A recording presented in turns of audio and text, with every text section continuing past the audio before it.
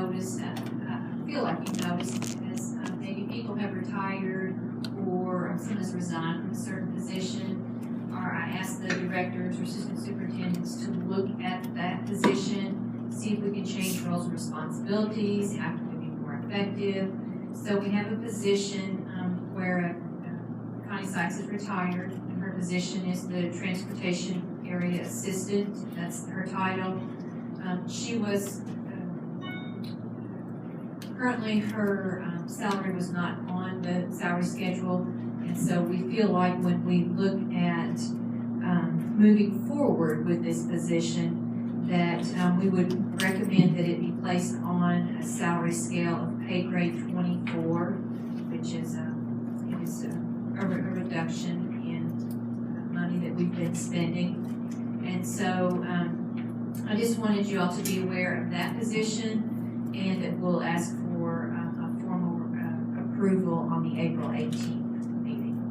And that's one that will come in about quite a bit of a savings to the district and the roles and responsibilities. We just redefined it and need to place it on the salary schedule. Are you going to bring the difference between what it was before and what the pay rate will be now at our April meeting? Yes, and I think Cindy can share. Dollar-wise, yes. Dollar-wise, it's about $13,000 savings. 24 is what it will be or what it was? What What it will be, okay. Right, so, But yes, we will have it typed up and put on your board agenda for approval coming up. But we just want to make you aware of it at this point. And then Cindy has a position also that we've had an employee vacate, and so she's looking at her department and HR's department, and they're kind of doing the same thing, now they're shifting. So, Cindy. Okay, like she said, I had a resignation, and the previous position was split half between HR and half between finance. We're going to pull that position all to finance, so I'm going to post the new position at a payroll clerk 1, which is replacing the payroll clerk 2, and it's currently at a pay grade 23, but I'm reducing it to a pay grade 22. And then I'm going to make my current payroll clerk 2 is currently in pay grade 23. I'm requesting that to be moved to a 24 because she'll have a new supervisory role that the payroll clerk 1 will report to her as well as to myself. And then in HR, she currently has an administrative secretary in pay grade 21. There previously was a position called HR personnel assistant that is in pay grade 23 that we're asking to be added back to the salary schedule because it was taken off when the last person left. So for them losing the half position and redoing this, overall we'll save, these 3 position changes will be a savings of $3,600, assuming they're filled with applicants that have at least 5 years of experience, but it could be as much as $8,600 if the people don't have any experience. So I'll bring that back in April as well for approval. Any questions on it? So, just so I'm clear, are we going to abolish positions? No, we're just realigning them. So there won't be any positions that are abolished? No. The current one is called an insurance clerk, payroll clerk, Uh-huh. and it's in a higher pay grade, and we split it. Originally, it was all in finance. But one time we said, well, let's just split it. And she was gonna have an HR personnel assistant, but she decided to go with administrative secretary. So I'm gonna take that position back. And she's gonna increase her administrative secretary to an HR personnel assistant so she can get more qualified applicants. But overall, we're gonna save money. Right. Just realign. And I appreciate that so much in both those positions. My concern is just that we do it the cleanest way possible, so if we ever, have a discussion again, Right. we don't have to remember who came from where and what position Right. and where, that we always abolish and create. Yeah, we're not abolishing, we're just renaming and a different title to the position and moving the pay grade. So I'll be asking to add payroll clerk 1 to pay grade 22, and then move my payroll clerk 2 that's currently in pay grade 23 up to a 24. And I understand that, but once again, would it not be cleaner to abolish the positions that you're going to vacate and create a position? But I currently still have someone in the payroll clerk too. I could abolish the insurance clerk position And then add to, and then add the payroll because clerk. what that does is it leaves an open position hanging out there, which I don't think we would want to be doing that. We either want to have a filled position or we want them off the books. I mean, we'll remove that title off of the salary schedule, the insurance clerk, but the payroll clerk will still be on there because we still currently have one. Right. Just going back to Connie's position too, that was never on the salary schedule. So that's part of why I'm bringing this up. We need to clean it up. So that one needs to be created. And I would think this one still, to do it, in my opinion, to do it the cleanest way, we need to abolish something and then take that same amount of money and add to whoever you're wanting to do it, which position you want to do that to. That's just my opinion, is to keep it clean. Is the insurance clerk the title that you're taking away? That you're Currently, it's an losing? insurance / payroll clerk too. Okay, So I'm taking the insurance clerk part away away. and decreasing it down to a payroll clerk 1. But taking my current payroll clerk 2 and moving it up 1 to pay grade. So we could get rid of the one that says, has the slash in the middle. We could get rid of that title. That's fine. Well, the insurance clerk part is And that way, there wouldn't be anything that you and HR would be Right. splitting. correct. HR would have theirs and you would have yours, correct? Okay. I'd be okay with that. Okay. Any other topics, Ms. Morgana or Cindy? Just those two. Those two. Just to continue to know that obviously we're committed to, as there are resignation or retirements or things like this, and we find ways that we can make it cleaner and put it onto our summer schedule, and we will continue to do that. So we'll still have bits and pieces of these, I'm sure, throughout other meetings.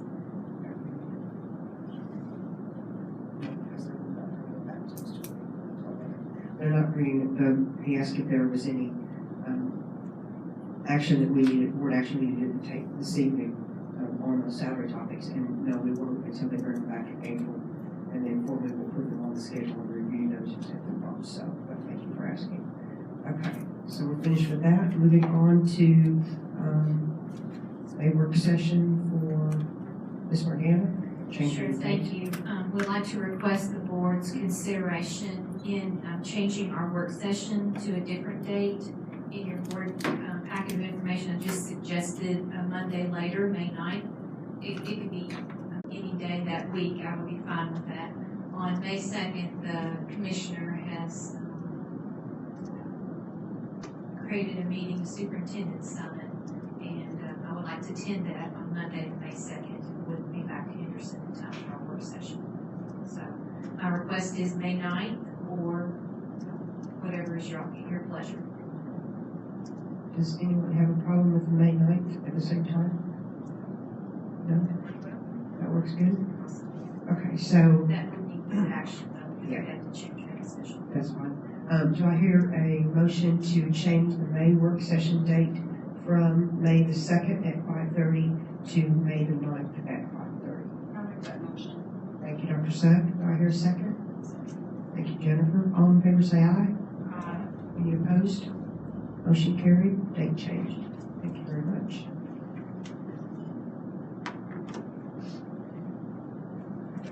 Okay. Moving on to budget. Ms. Cindy Quinter, Ms. Gail, and we're going to say welcome back, Ms. Gail. Glad to have you.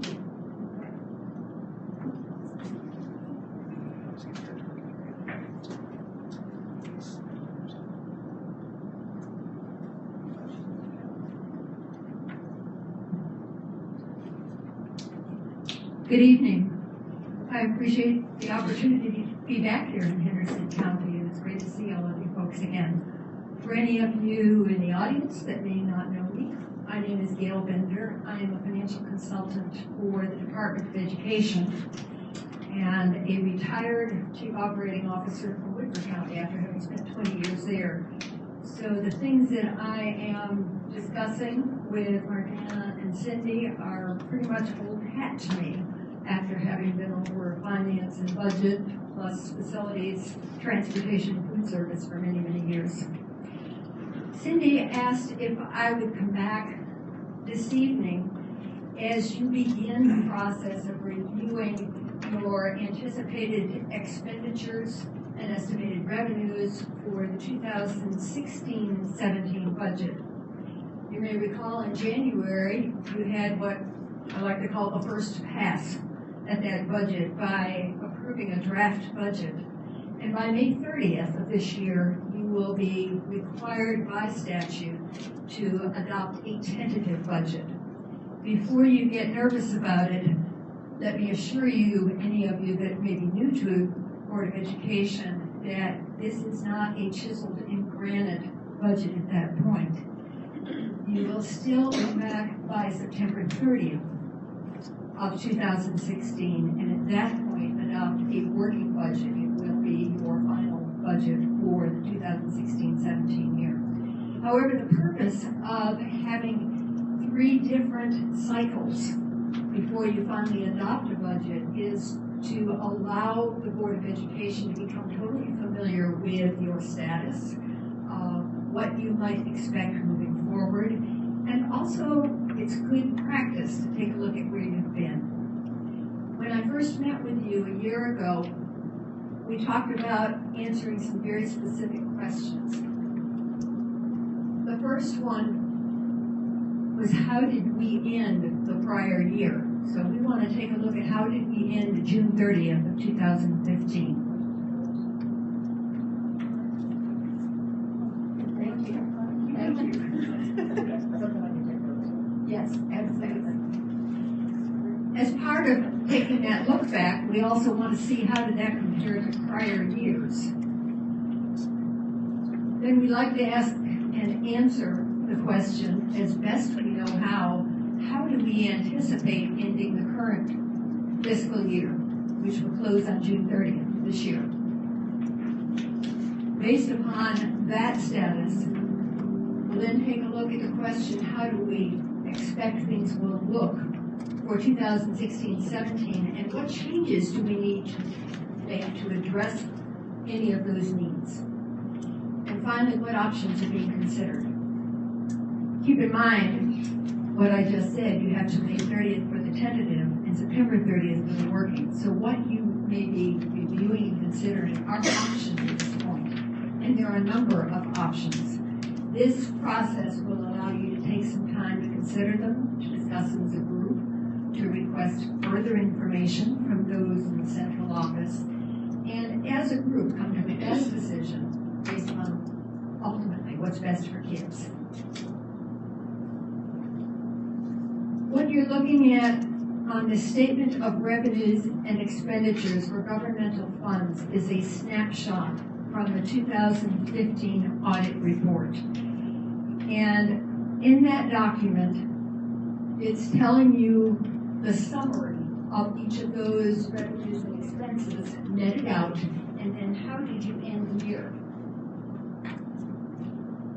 If I may, the one behind you has got, in the yellow box here, fund balance, and over to the right, $15,104,000. Fund balance is all of your revenues, including the beginning balance, minus the expenses. Any transfers in, transfers out, meaning funds move to different funds. So last year, you ended at $15,104,000, and if you look at the line right above it, it gives you a comparison with the prior year of $15,678,000 was your ending balance June 30th of 2014. So if you go one line up from that, you will see a negative $573,000. What that means is that for the 2014-15 fiscal year, you spent $573,000 more than you took in. We all clear on that one?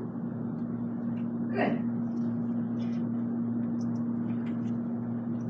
The next slide in your packet is a balance sheet for likewise governmental funds focused on the general fund. And for those of you who have not had a whole lot of exposure to accounting and may not be entirely sure what we're talking about, a balance sheet lists everything that you own, including money that is due to you, what you got in the bank. Those are your assets. Subtract your liabilities, which is everything that you owe. Bills that are still outstanding, funds that have been restricted, anything that is going to be accrued fall under liabilities. So it's simply a balance. All the assets minus all the liabilities. You should have some money left over. If you don't, you're in a real world of hurt. That's not where we want to be.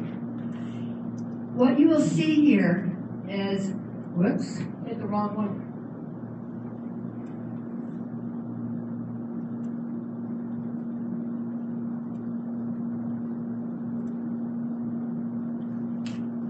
This is the one I meant to hit. The little laser. What you'll see down here is the same $15,104,808 as the fund balance that we just saw previously.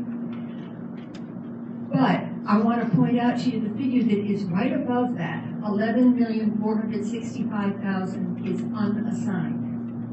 Meaning, yes, you have a total fund balance, all your assets minus all your liabilities of $15 million, but you have already set aside for restricted purposes $3.6 million. So what you have as money that you can go on and budget to spend is actually the $11,465,000. If I were sitting in your chair, I'd be thinking, so what's in that $3.6 million that we're not supposed to touch? So that takes us to the next screen. The components of that fund balance, again, go to the very bottom line, and you will see, I did it again, instead of the laser, I hit the remote.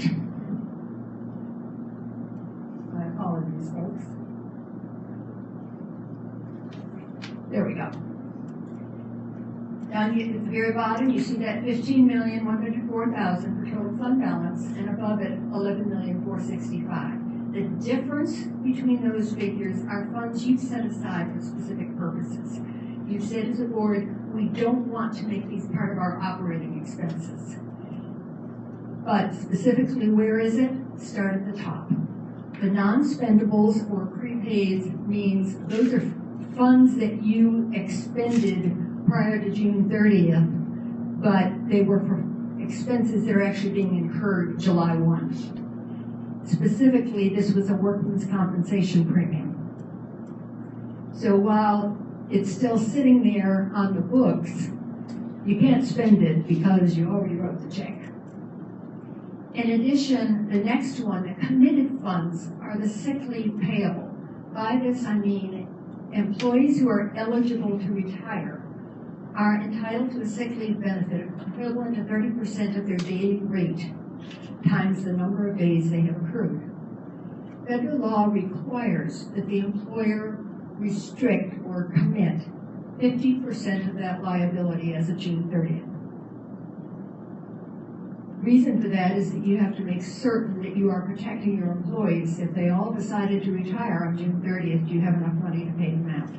Federal law says restrict 50% of it, assuming that they aren't all going to retire. But I'd like you to keep that number in mind, because it's also another $500,000 or real close to it that is in fact your liability. So is that 50%? Yes, that is a calculated amount changed every June 30th by looking at all employees who are 60 years of age with 5 years experience, or they have 27 years of experience. Therefore, they could come in today and put the retirement paperwork down and say, I've decided to retire. And then you would need to pay them out. So obviously the whole practice is to protect the employee. Make certain that the benefits that they are due are available to be paid when they're ready. Other items are those that as a board you have set aside for specific designated purposes. These are things you chose to set aside. The $44,000 represents open purchase orders on June 30th. So you have obligated the board by issuing a purchase order. You do have to pay for it when the goods come in.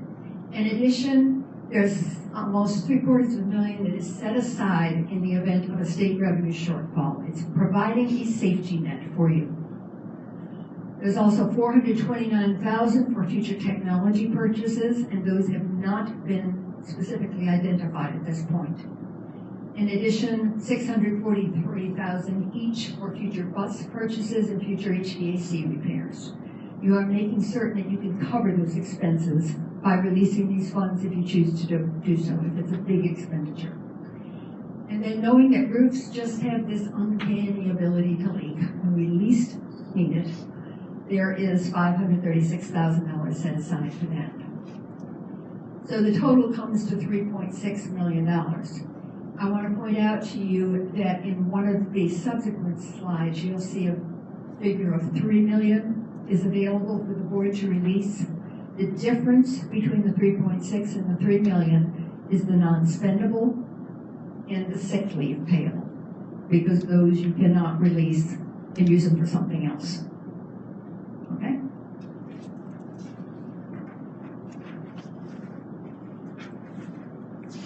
The next screen you're looking at is directly from your district annual financial report, and it showed in last year's budget, you had $5,886,268 set aside in contingency. Why is this important? Look over under the available budget column. It wasn't spent. The reason for that is that you consciously plan for that to be set aside as your safety net, and you plan to never spend it. You don't want to spend it. If you do, something very significant has happened, and you want to make certain you have a way to replenish it, or at least a good portion of it. Gail, do you know what percentage that is?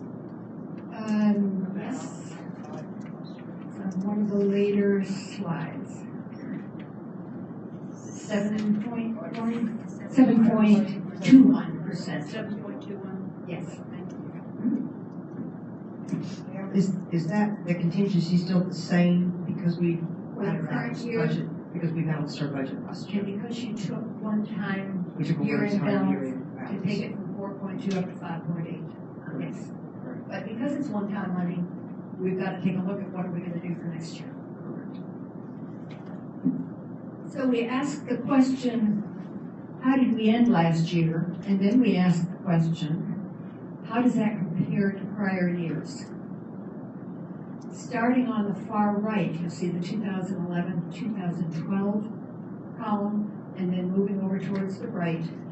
And everything in the 2015-2016 column represent estimates, because we won't know until we arrive at June 30th whether these are good projections or you're going to end up in a better position. But what we have looked at here is the same thing we looked at last year, which is the importance of noting that while your budget went in 2011 from 59 million up to 68 million, your contingency went from 12 million down to under 6. And that was the reason that we all took a good hard look and a deep breath a year ago and said, we've got to stop this slide.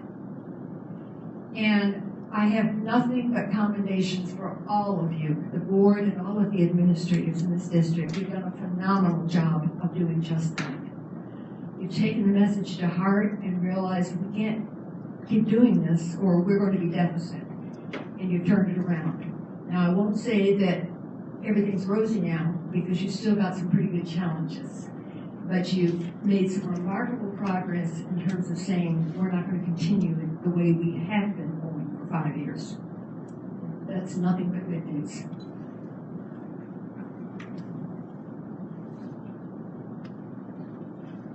The next question we're asking and answering is, how do we anticipate ending this year? Let me remind you of something I said earlier, that everything that you budget as an expense is expected to be fully expended with the exception of contingency. Some administrator in the district has authority over that budget to fully spend it. The budget is also predicated upon the expectation that all of the revenue you've budgeted will actually be realized. That's a whole lot of expectation. And it's saying, here's what we think it is the best, based upon the best information we had at the time. But what it actually will be could be something very different by June 30th. So in order to get to a point of saying, here's where we think we will end this year, we looked at each of the line items and noted that out of the 5.8, in addition to the $5.8 million contingency, we've got some good news in expenses.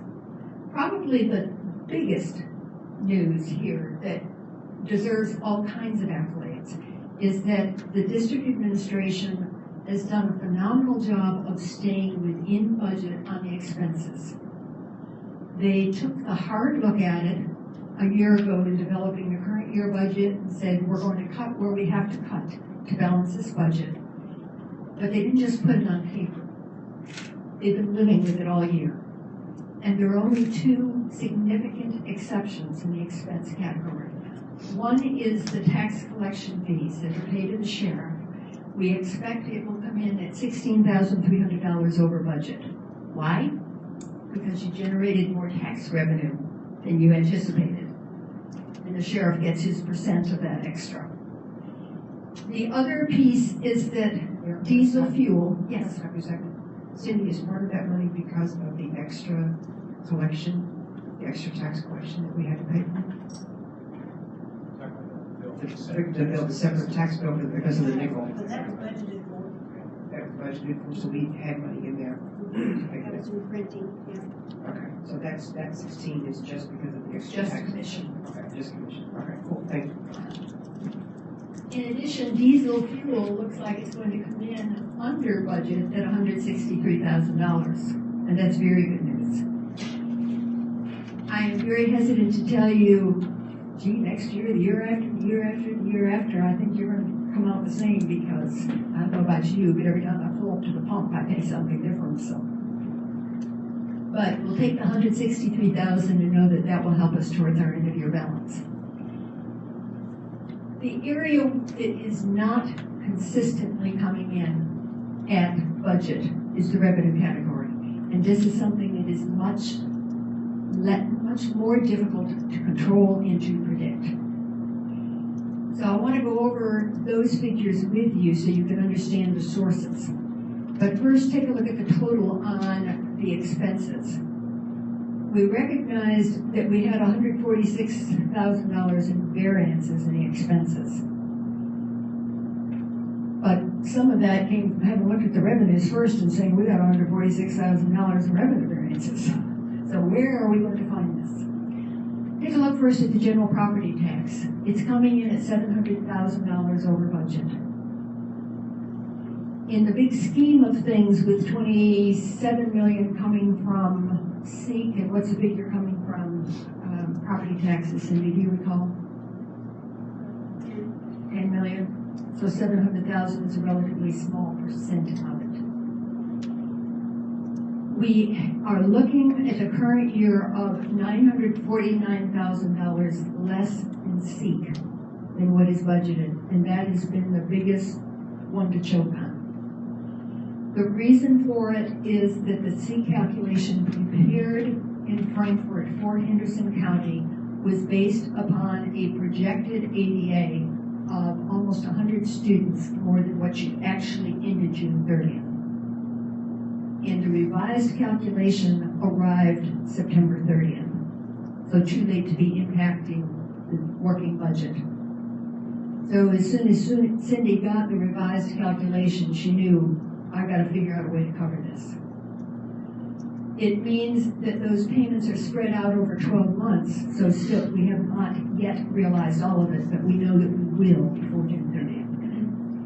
In addition, yes? Just to clarify on that, If you read that without any explanation, that looks like SEEK due to a decrease in our attendance, which is locally controlled, sort of. We sort of have control over student attendance. in some ways. But basically, after your explanation, what that's saying is that's a projection, that's an estimate that comes from Frankfurt, and it really doesn't have as much to do with our local efforts to get students to school. Am I correct? That is correct. It was based upon an attendance figure Right. that was overestimated. Right. Okay. Yes. Thank you. Delinquent tax is giving us a little bit of good news. We've got an extra $41,000 we expected to receive by June 30th. In addition, there was a beginning balance, a negative balance of $102,000. That figure may sound familiar to you.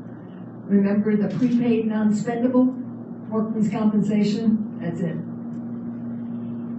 That came about as part of the audit in November, so that's why it was not included in the working budget. Unmined mineral tax and motor vehicle tax, omitted property tax are all coming in a little bit over budget. Not huge amounts, but every bit helps. Very small amount in penalties and interest, but we'll take it. And revenue in lieu of taxes, I'd like to point out to you that this is local money, and it is generated by a local corporation that's made an agreement with your fiscal court and or your city to pay their taxes directly instead of to the state and have them funneled back. And it's usually for a preferential tax rate for X number of years in business to get businesses to come to the county. So that figure amounts to $68,000 above what was budgeted. And tuition, this is primarily preschool generated, looks to be $28,000 over budget. There's a small amount in miscellaneous revenue, $3,900. Watercraft tax, which is still coming in, will probably be $25,000 over budget, and interest an additional $6,000. That was obviously pretty tough to predict because who knows what the interest is going to be, but not much. Across the state, statewide, there was a mid-year seat reduction applied to every district, and Henderson's portion of it is $44,000. In addition, building rental, while it's not a large ticket item from the get-go, looks like it's going to be $1,400 under budget. And that one is simply, are you going to rent out a building to a civic group, a church, or whatever? Who knows, one year to another. Bingo revenue is down $69,000. It's my understanding that the site for bingo has changed, and the common understanding is that change in site has had a dramatic impact on the activity, therefore the revenue. However, it is inching up month by month, so we're hopeful that for next year it'll look a little better. I mentioned restricted state revenue is the reimbursement for a portion of the National Board Certification dollars that are paid out to teachers, and that one probably be at $13,300 over budget. Vocational transportation, likewise a reimbursement of $14,000. And then I mentioned the revenue in lieu of taxes local. In addition, there are companies that make an agreement with the state for a reduced tax rate. They pay their taxes directly there, and the school tax comes back to you from the Department of Revenue, so that's why it's in a different category. And that one should amount to $9,900 over budget. Medicaid reimbursement is generated by our special ed students, and that one is plugging along nicely, and I think there'll be an extra $40,000 there. So all told, we're able to identify between the reduction in revenues, also money savings on the expense side, to get you to the point where, with everything else being equal, meaning all expenses are fully expended, all expense budget items are fully expended, all other revenues come in as budgeted, that you should be ending your year at $5.8 million. That is a big if. We say that all the money is allocated and the administrator in charge of each program is fully authorized to spend it to the last penny. That doesn't mean it always happens. And last year, because of the combination of the spending freeze and discussion with all of the administrators in the district, we said we're headed in the wrong direction and we need to play Garfield. You know, like this. to stop the spending. So if it's non-essential, don't spend it. That was the message last spring. And consequently, that $5.8 million contingency, which was expected to be the ending balance, if you recall back to the second slide, it was $11.4 million. We can hope it's that way this year, and that will make everyone's job a whole lot easier. But there certainly aren't any guarantees until you close the year. Okay, so let me stop you a second. So the negative 146,853 does not come off of that 5,866? It's No, in because- excess of zero, is that correct? Because it is a negative in the revenues, but it is offset by a positive in the expenses, primarily diesel fuel. Oh, the diesel fuel. Okay, I see the difference. So those two should net each other out. Gotcha. Okay, cool.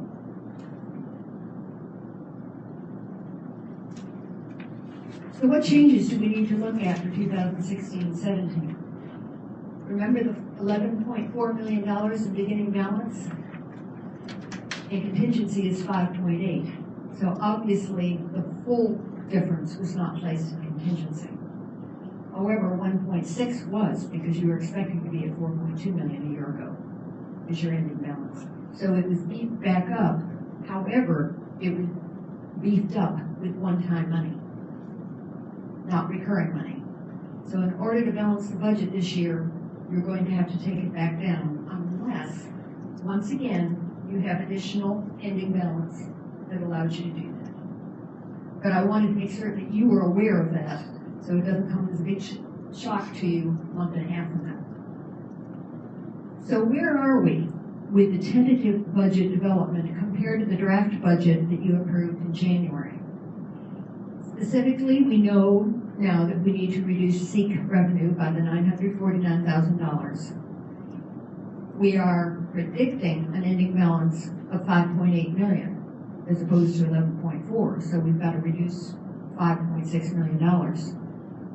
How are we going to do that? Well, the first thing is we've got to add for rank and step increases, so that puts us in the opposite direction. It means the one-time adjustments you made to this budget, things that were put in, like the escrow for tech, the matching CATS funds, that needs to come out at this point. In addition, you replaced 6 buses out of that money. You increased your Section 6 or instructional material allocation to the schools. You increased the utility budget. You fully funded to the tune of $100,000 the continuation of the TD21 grant. That's the Technology General Fund grant. You increased the line item for printing, what you were asking about for the second tax bill. You added money for insurance, increased costs and premiums. And then you added funds, $61,715 for miscellaneous professional services, like architects, engineers. There was also adjustment for textbooks and other minor supply line items. And this, incidentally, is a report you received last fall, this discretionary funds, when you developed the working budget, when you passed it. What did we do with it? The city provided this for you. So we're going to remove those one-time items because, by definition, they're one-time items. We don't need them in next year's budget. But all that said and done, it still means if we leave everything in the budget just as it is, including the 5.8 million contingency, you need to find a way to cut $4,698,000 in next year's budget. So, how do we do that?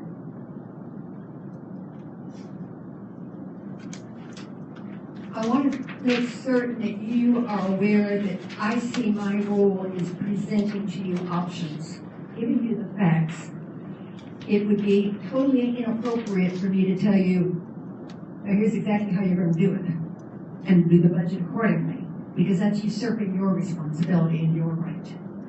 But I do want to make certain that you feel like everything within the finances is totally transparent. You know where the money is, you know what the options are to get you where you need to be. The central office administrative team and a few others out in the district have been meeting at length to address just this issue, to brainstorm, to look at every program, particularly district-wide programs, and say, what is the revenue that is generated by these programs? And based upon the revenue, where are our expenses? Are they equal? If not, should we be taking a good hard look at those and say we ought to be able to balance these programs with the income and the expense? Other recommendations will also be coming to you within the next month. But this evening's opportunity, I want you to see what options there are. So you, as I said earlier, so you can start chewing on them, brainstorm yourself, and try to come to some meeting of the minds of what would be the best thing to do. So options to consider to balance that budget. Targeting the $4,698,000 we just looked at on the previous screen. You have already approved a lighting project, and you will be asked to approve a capital funds request, meaning using your restricted facilities money to the tune of roughly $1 million. That will leave you the option of another capital funds request of $1 million, if you will wish to apply that towards the $4.6 million. What that means is you can take it out of restricted capital outlay fund or building fund and move it into the general fund to balance it, cover the other expenses. Another option to consider. Remember, we looked at the $15 million fund balance right at the beginning, and there's $11 million of it that is unassigned and $3 million that you have restricted, but you can release those restrictions if you choose to. So that is another option to consider. You can reduce staffing. I'd like to remind you that when we gathered around this table a year ago and looked at the total picture in terms of the finances, we talked about reducing staffing and said we could go for the soft landing, which if memory serves is about 23 positions, and a hard landing, which is a major ouch. I believe that was 46 positions. And as a board, you decided you wanted to go with the soft landing. You wanted to cut only what you needed to get through closing out last year and this year, knowing that you'd have to come back and talk about this year. Not all of the hard work was done. So, reducing staffing is an option. You have question marks because without knowing exactly which positions, we don't know how many dollars to assign to it. But that is, again, an option. You can align the general fund with the special education SEEK add-on and IDEA grants. Again, something we talked about a year ago, that you should be able to stay within those two allocations unless for a specific year you have a special needs, high needs child that comes in sometime during the year after it started, and their individualized education plan says they've got to have a one-on-one teacher. Well, then all of a sudden your special ed director is having a conversation with you. But without that being the scenario, you have $900,000 in expenses in special ed that exceed the revenue designated for special ed. And that's one of the things the team is looking at, and your special ed director in particular, about what can be done. I do want to point out to you that in almost every district I visit, I find that special ed tends to operate the same way, which is a school gets a teacher and an aide based upon specific children in the classroom, and then it becomes an inheritance. We don't go back and look at aligning the staffing based upon the actual student needs, their level of disability, and the caseloads. And frankly, if I were a principal in that position, I wouldn't be running it up the flagpole, because it's my job to advocate for my school, not to say, hey, you know what, you could take a teacher away from me and I'd be fine. But it is the job of the special ed director, the finance director, the superintendent to look at those and make certain that they are aligned with each location. And as specific high needs kids get moved along, like from elementary to middle, that the staffing is adjusted accordingly. So that's going to be the nature of the study, and it's already in the works. You do have the option of reducing the contingency down to, if you wish, 2%, because that's the state mandated minimum. Am I advocating it? No. Am I telling you you have an option because it's my job to tell you what options you have? Absolutely. It also means that you could decide to reduce it anywhere between 0 and 2.5 million, and you'd still be fine. It's not all or nothing. This was an item we talked about a year ago. The funding for KETS, which is Kentucky Education Technology System, is based upon an offer each year, and it is one of the finest things that's offered to school districts, because if you put up the money and restrict it for technology, it means that the state will match it dollar for dollar. So obviously this is something you want to do. However, when that offer arrives, if I may remind you of this, you have 3 options. One is to accept it in full, and you match it immediately. The other is, no thanks, we'd love to, but we just can't afford it. And the third option is to say, yes, we want it, but we can't fund it right now, so we want to put the offer on the table, put it up on the shelf for 3 years. And we reserve the right anytime within those 3 years to come back and say, now I want it, now we'll match it. So if things are tight and you don't feel like you can handle it financially at this point, you can say, all right, we will plan to escrow that offer and take it off once we see our additional funds available for any balance or additional revenue, whatever it may be. Another option to consider is not something that you can do anything about, but I think is very good news to the district. There has been some detailed analysis of the student figures that have been funded by the state. And what has been discovered is that last year, this year have been an anomaly in the numbers. It falls into both these categories of the possible effect and the recalculated student numbers.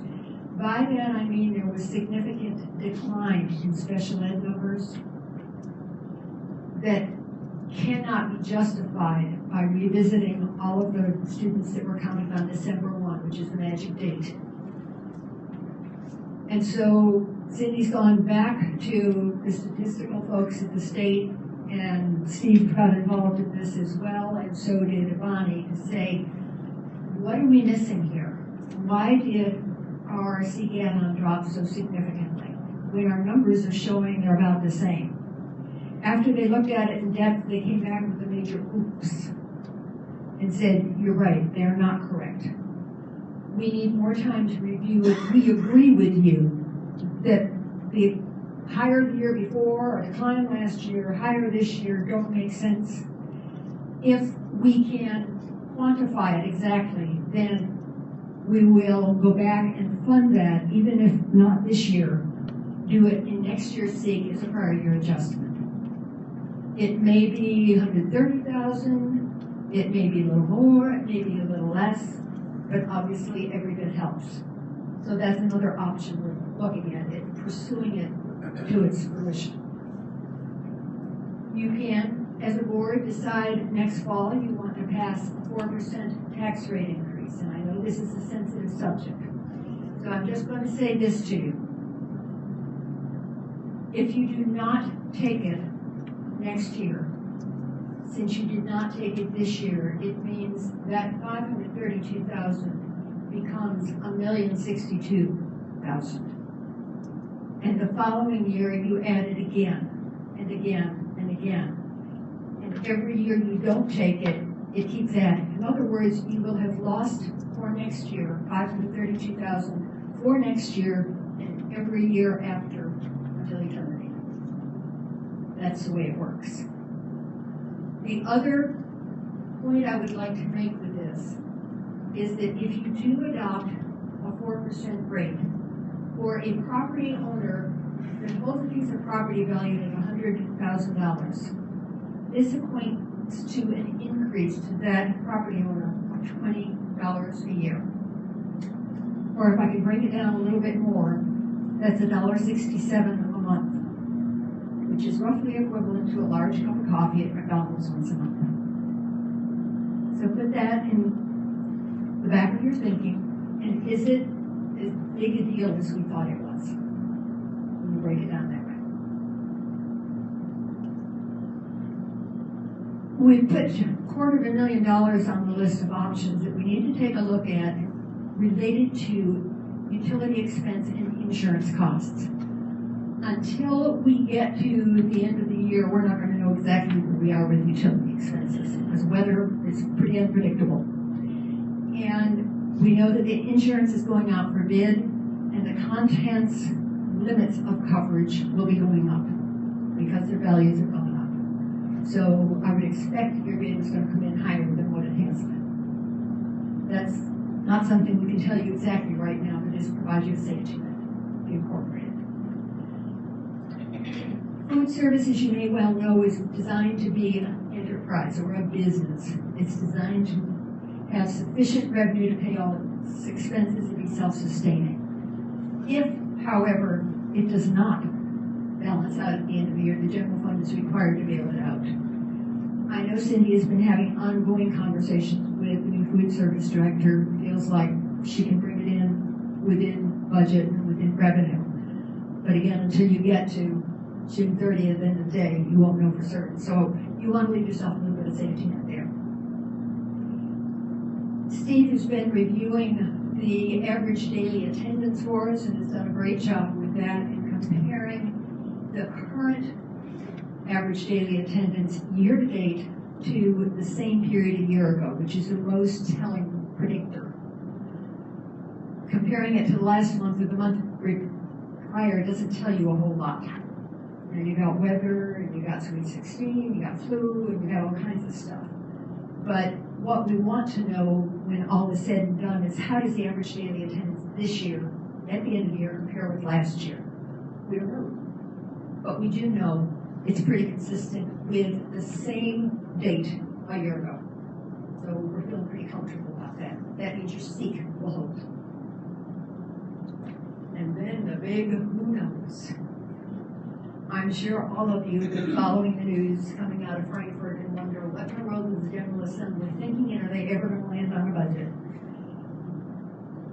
They may well adjourn without one, which means special assembly, which means you will be up to June 30th before you know what your seat looks like.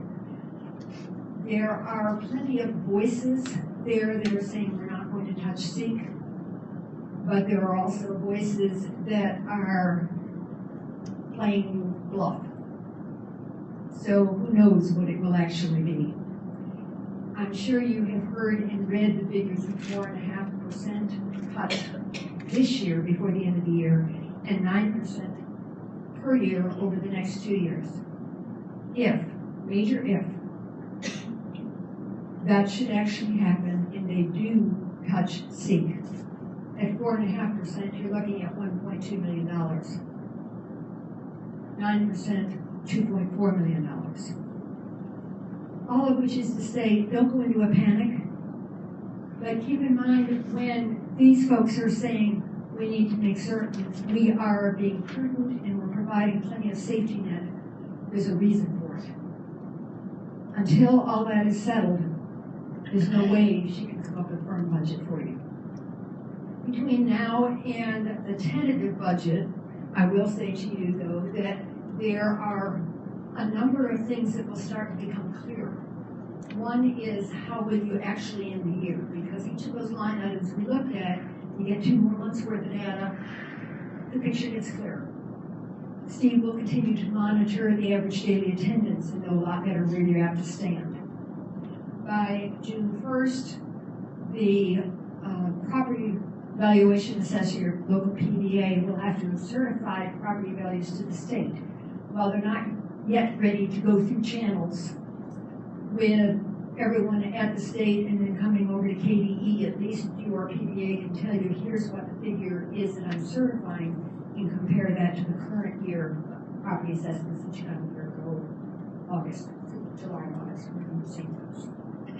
So all those things start coming into play. You will also know yes, we know what SEEK is gonna look like, or you'll know we're still out there hanging on to a branch. But sometimes even knowing where you stand is better than this kind of no man's land you're in right now. Having said all that, I've seen you look totally glazed over although you're approaching it. Do you have questions for me? Members, does anyone have a question right now? Jennifer? Not really for Gail. One question that I have is, based on the reductions, the retirements, the things that you know right now, do you have a dollar figure on what? Not a dollar figure, but, if anybody else, does anybody have a question for Gail, and I can share with you kind of from the administration what we've been working on with the numbers. I don't know. Is that okay? I did have just one small question, actually. Sorry. On the escrow catch match spread after 3 years, Yes. what kind of risk do you think we're taking, if any at all, on forfeiting some match by not taking it right away? I don't think you are. It goes through the School Facilities Construction Commission, and once the money is designated there, they're able to hold on to it. I feel pretty confident you'll be fine. One more question. The General Assembly and the state budget, we've heard, like you said, this is all your conjecture, we've heard that they would hold on to SEEK and protect SEEK. They would cut other programs that I assume would come out of our general budget, other items that we do pay for, it's not SEEK related, but they'll cut it someplace else. So it's like you're on the beaver paying off. And that's still a possibility. So even if they come back and say, yes, we're keeping the SEEK the same, if they cut back the family services and some of the other items that have been on the table, then that much money would come out of our general budget as well, correct? When they do that, what they're saying is we're going to cut your state-funded grants, such as Family Resource Center. The real danger is that you have to make staffing commitments by 90 days prior to the first day of school. And once an employee has a contract, they've got a contract. It doesn't matter at that point that you plan to pay for them 100% out of a grant and the grant's been cut. Unless you go to a RIF, you're pretty much locked in. So what that means is just what you said. The general fund ends up having to pick up the difference between the grant funding and the salary and fringe benefits. And it's not just do we want to keep those positions open because we have a grant to pay for it. It's that those positions are used within our schools. Yes. To keep our children. We need those positions, so you have to decide if you don't pay them at all, and somebody else has got to pick up that workload. Right. And I think the most important thing for you as a board to remember as you're making the hard decisions is that it shouldn't be about the adults. It should always be about the kids and what's best for them. But those are questions that are well placed and need to be considered because they will impact all of these numbers. Anyone else? Anybody else have a question for Gail? Okay. Again. To go back to your line of thinking, Lisa, you just mentioned about the state, the budget.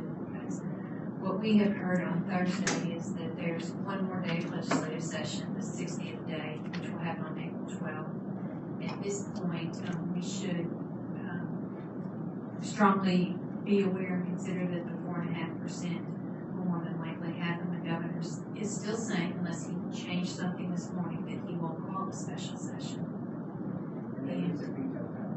And he can, when he uses his veto power, he can go line item through the budget, and he can either throw it out or leave it in. He can't change the number that's in there. So if something is allocated at $2 million, he can only throw it out or keep it. He can't say, oh, I'll just go to $1 million now, or I'll give it $3 million. Does that make sense? It's line item veto. It either all comes out or it all stays in. So that becomes a little dangerous because there is no more negotiation at that point. It's not necessarily the veto power, it's the override of the veto power that our legislatures lose because they have no more days. Is that correct? When they take it down to the last day, they have no more days left to override whatever he does. So whatever they agree to that day, unless he gives you another extra day for you to talk about it, which he said he's not going to do, it is what it is. And those, as you already mentioned, some of the programs that would affect us, and there may be some more, I just kind of jotted some thinking while ago, are obviously our Family Resource Youth Service Centers, our CTE unit. There is a projected $2 million cut in CTE programming, and we've understood that to be all of the centers that are locally owned will have that hit. If you're state controlled, you won't feel the budget decrease, only if you're locally owned. We are locally owned. So we're one of the 42 or 43 centers that will feel that impact. Textbooks, we have textbook state money, we have safe schools state money, we have professional development, instructional resources, all of those state grants could be significantly reduced. So as we started a few weeks ago, starting to look at this, and Cindy started to get figures with us, we said then one thing that we still need to do and will do, we've already met with all the principals once, some of them twice, is to make sure that we're following the staffing formula per board policy. So there's still a few opportunities for us there from school to school. We're looking at our CTE program. We have no choice. We're looking at programs where we receive grant monies, revenues in to operate the program. And then Cindy gave us spreadsheets that showed us how much more money the board is spending to operate it. So, and CTE is one of those programs. So we're looking at any opportunity there to reduce the amount of money that we spend above and beyond the revenue we receive to be a locally owned program. We're looking at our preschool. Preschool also is on that list of state funds that come in. Cindy gave us a spreadsheet that said here's how much we're spending over and above out of general fund. So we're looking at what opportunities we have there. We are looking at special education. You've already heard that talked about. Bonnie's been an awesome trooper. It might look easy on paper that a special education teacher can have 20 on their caseload, or a speech path could have 35 or 25 or 55 or whatever the number is.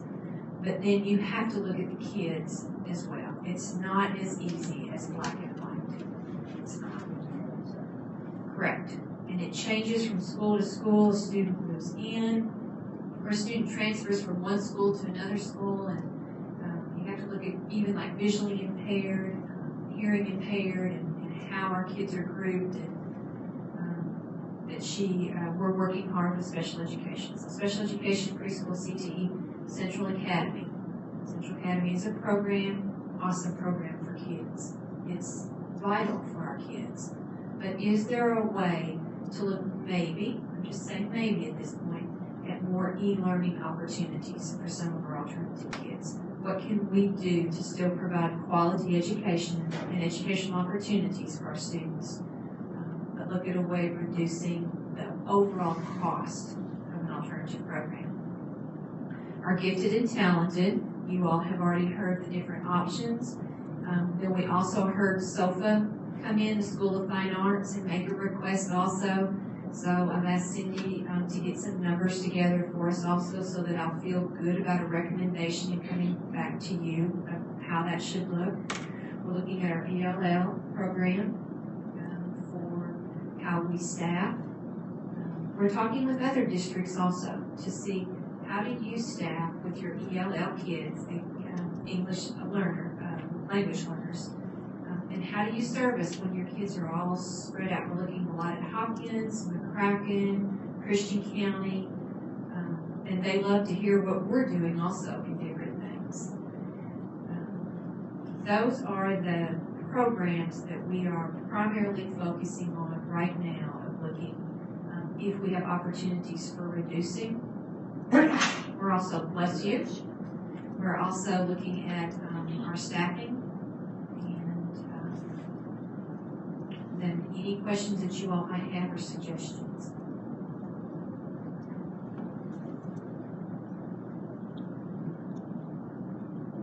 When we talk about special ed students, when it's a question for Bonnie, we have agreements with other counties that are allowed to bring students into our schools, and say they live in the Union County, the other side of the Union County line, but they choose to go there. We have agreements with all these different districts.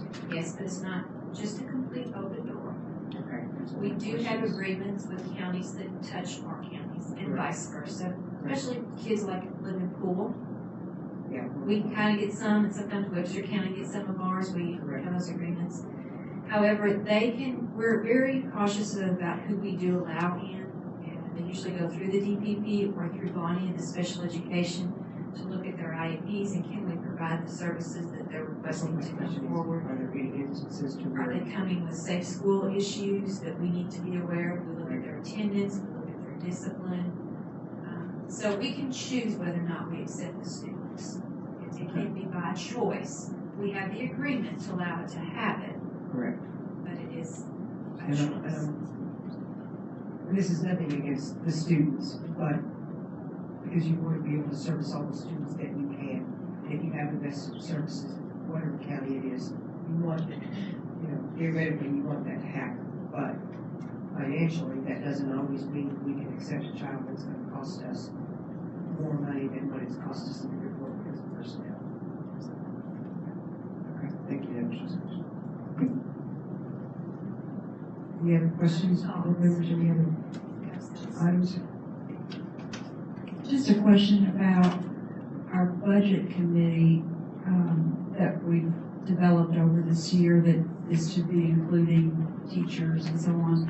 Have they been involved in this process yet, or are you still working with school people and then bringing it to that budget committee? Yes, we're still working internally at this point. Okay. Tomorrow we have principals meetings, so we plan to share a full big picture there as well. Before we be ready, I don't think that we would have a good enough outline ready to take to a budget committee.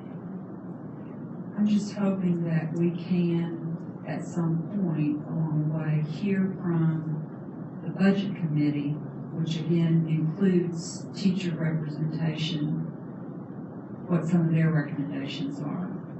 I think that's critical that we have teachers, and I know you've done a great job with this, Morgana, to explain, starting last year to all the staff, where we are, why we are, where we are.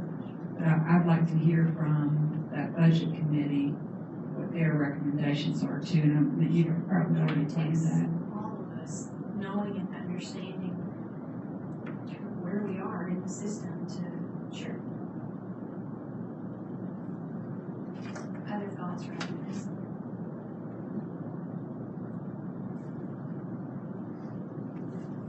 I know a lot of this is going to hinge on the introducing this is going to hinge on what the state assembly does in the next less than 15 days to do that. And I know all of us who worked with this last year were hoping we wouldn't have to do it again this year. However, I don't think reducing our contingency down to the 2% is a safe thing to do. We talked about not doing that last year. The cat's match and if we change things, there's a lot of give and take. If we move some things over from Central Academy over to more electronic, we're going to need those CATS funds to make up that difference. So some of this is, you can cut it on one end, but you hurt yourself on the other end because of something else that you're trying to fix. So there's still going to be a lot of give and take back and forth with all of this before we're finished. I just would ask that we remember the counties. We have to look at both sides of this coin every time we do it. Any other questions? Again, anything else you need to share with us? Cindy, Gail?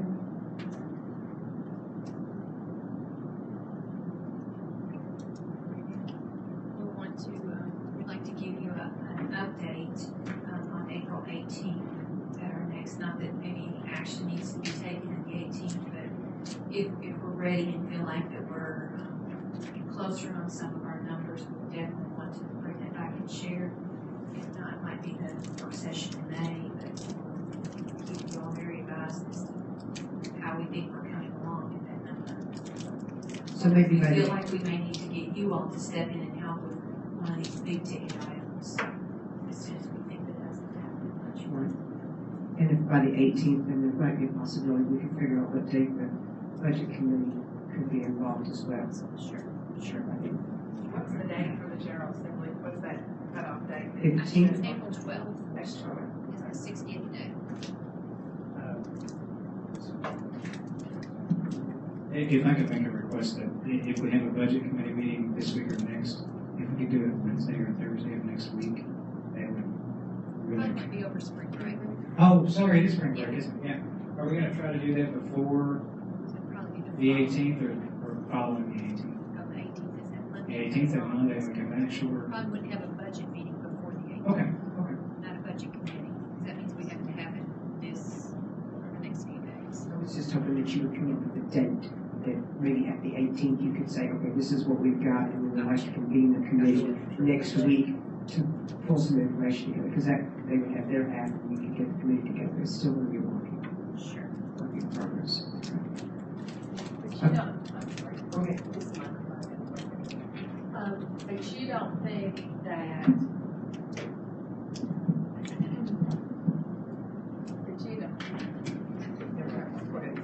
but you don't think that we will be taking any action on budget until the May, whatever, mid-May, 16th meeting? Is that right? I think that would be, I'm trying to think of kind of where we are. I would, Cindy, I don't think so. We adopted tentatively, which is actually done before May 30th, so us adopting it any time, way before that's probably not going to happen. Right? Right. That's the way I understand. Because I know the administration, we won't be ready in 2 weeks. Right. We haven't included the budget committee, and our work session's gonna be May 9th, and we turn around then on May 16th and have the regular, so, yes, I would think it would be closer to, May 16th. So the May 9th work session is probably gonna be budget. I would think so. And probably May 16th, and if we're still not quite finished, if we need a special call meeting, as long as it's finished by the 30th, then we're good. We can always do a special call meeting that Monday following our 18th regular meeting to get that one finalized. If we've got better numbers for that time. Yeah. As long as we do it by the 30th. I would rather take all the time that we can and get it as close to right as possible, as opposed to doing it just because we have a work meeting and rush it. Because some of these things are gonna be mountains, some of them will be mountains, the closer we get, we're just starting. Well, So, yeah, we have been, because we know there's deadlines for personnel. right, For when we had to non-renew, and our principal even asked us this year, hey, when we do their summative evaluations, can we go ahead and have that conversation all at once, rather than have a summative, and then have to wait 2 or 3 more weeks into May to then, if you're non-tenure, because you're kind of always waiting, non-tenure, never come back or not, you know. So they asked that, so it's kind of sped up our timeline a little bit, which is fine. I think we can work with it. But I don't think any major, no, Jennifer, I think May 16th would be our request for action, yes. What's the cutoff date that we have to let non-tenured people know? You know, there's a date, right, It's 90 days before. before the. We're trying for the last week of April and first week of May. And that's well within the guidelines. Anything else? Okay, moving on to our last item on the agenda. And that's adjournment. Is there another item? I There's thought that's not what we another item. had. Don't be messing with me. If can I hear a motion to adjourn this wonderful meeting? Oh, good. Thank you, Ms. Tracy. Do I hear a second? Second. Oh, we got 2 seconds.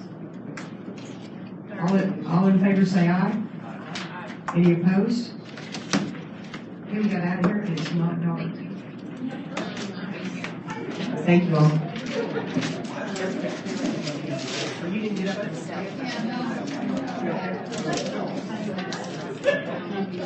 So,